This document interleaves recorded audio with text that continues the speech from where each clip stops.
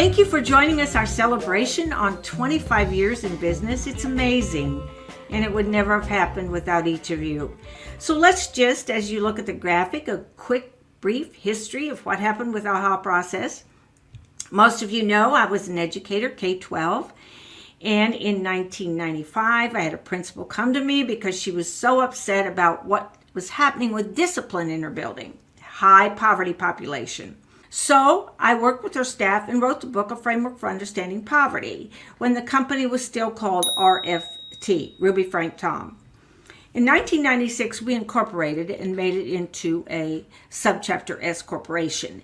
And the book was rewritten, Little Red Book, with yellow on it.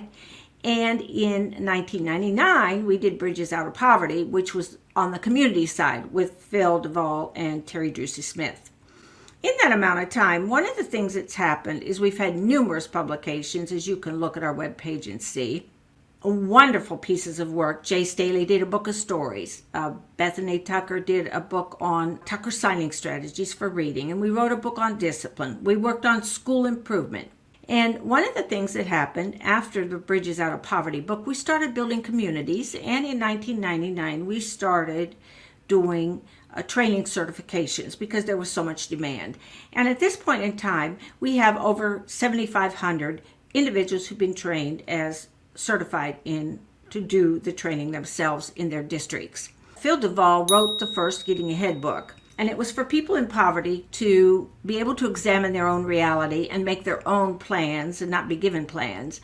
And one of the things he did and has done since then is he wrote Getting Ahead While Getting Out, Getting Ahead in the Workplace, and also we did a version for colleges called Investigations. And we developed several sectors.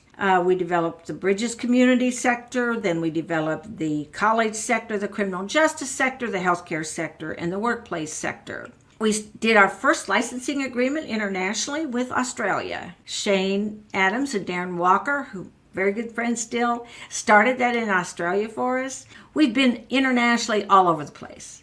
India, the work is used in Mexico, in Australia, in New Zealand, China, Canada, Slovakia. It's been translated into Korean. It's been translated into Creole in Haiti. It's been used in Ireland, Czechoslovakia. We did work in Slovakia with the Roma population, and Getting Ahead has been translated into Slovakian. In 2005, we sold 1 million copies of A Framework for Understanding Poverty. And New York Times in 2007 wrote an article about me in their New York Times Magazine. 2005, the criticism of the work started mostly through higher ed. And so we spent some time responding to that. At that time, we also, early 2000s, developed a school improvement model because of No Child Left Behind. 2009, we rewrote Bridges Out of Poverty. We also then, in 2014, rewrote A Framework for Understanding Poverty as we revised it again in 2018. In 2010, we had several deaths along the way. In 2010, Frank died. Paul Slocum died, who did our work on giftedness. 2013, Dr. Rita Pearson died, who, as many of you know from her TED Talk, was very influential and worked with us for many years. We had Alison Beauvoir die, a social justice advocate from Minneapolis, and also Shelley Rex, who was one of our math consultants, die.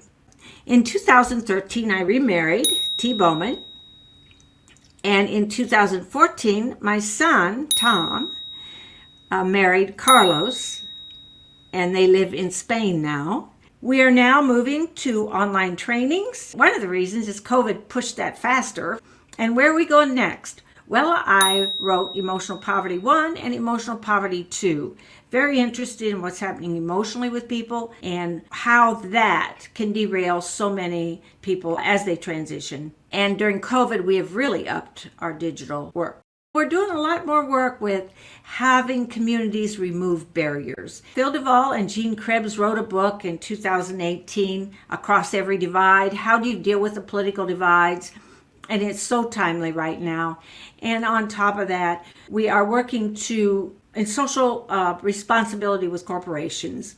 How can we have corporations be actively involved in social responsibility and social justice? And we're looking at how you remove barriers, particularly barriers in incarceration, barriers around racism, and barriers around poverty. Never has our work been more important, I believe, as we exit COVID, as we recover emotionally, financially, in terms of equitableness, it's going to be huge. So thank you for being a part of the journey.